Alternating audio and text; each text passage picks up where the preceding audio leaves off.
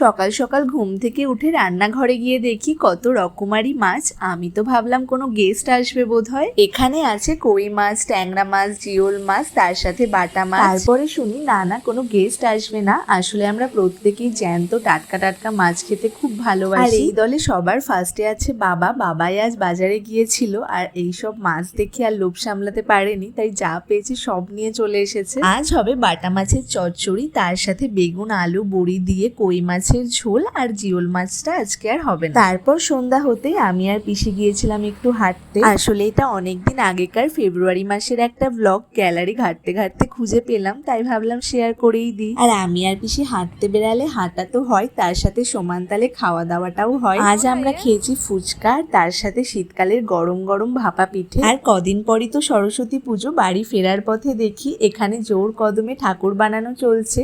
তো আজকের মতো আসি, টাটা।